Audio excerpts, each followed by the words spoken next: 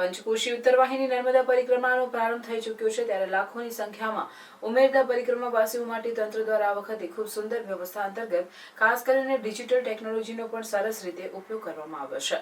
કર્મચારીઓની ટીમ સાથે ડિટેક્ટર હાઉસના મશીનો ગોઠવવામાં આવ્યા છે, જેમાં આવનાર અને જનાર પરિક્રમાવાસીઓની સંખ્યા નોંધવા માટે 2 અલગ અલગ પોર્ટેબલ મેટલ ડિટેક્ટર ગોઠવવામાં આવ્યા છે. તિલકવાડા તરફથી આવતા શહેરાવ ઘાટ ખાતે 2.5 કરોડના ખર્ચે કામ ચલાવ નવો બ્રિજ બનાવવામાં આવ્યો છે, જેની આજુબાજુ સીસીટીવી કેમેરા સાથે એક વિશાળ ડોમ બનાવવામાં આવ્યો છે. અહીં આવતા જતા પરિક્રમાવાસીઓની સંખ્યા નોંધાઈ રહી છે, જેમાં ખાસ કરીને કર્મચારીઓની ટીમ સાથે ડિટેક્ટર હાઉસના મશીનો ગોઠવવામાં આવ્યા છે. અહીં આવનાર અને જનાર પરિક્રમાવાસીઓની સંખ્યા નોંધવા માટે 2 અલગ અલગ પોર્ટેબલ મેટલ ડિટેક્ટર ગોઠવવામાં આવ્યા છે.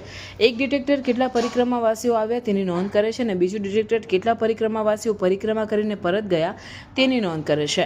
આના ગેટમાંથી પસાર થાય ત્યારે એનો અવાજ પણ આવે છે અને શનિ રવિની રજામાં અને સોમવારે એમ 3 દિવસમાં 35,000 જેટલા પરિક્રમાવાસીઓ મુલાકાત લઈ ચૂક્યા છે. અત્યાર સુધી દર વર્ષે પરિક્રમાવાસીઓની સંખ્યા આશરે ગણવામાં આવતી હતી, પરંતુ આ ઇલેક્ટ્રોનિક ડિવાઇસ ડિજિટલ ટેકનોલોજીના કારણે સાચી સંખ્યા નોંધી શકાશે અને પ્રવાસીઓની સંખ્યાને કારણે તંત્રને તેની વ્યવસ્થા કરવાની પણ સારી સમજ પડી શકે, એનો હેતુ પાર પડી રહ્યો છે.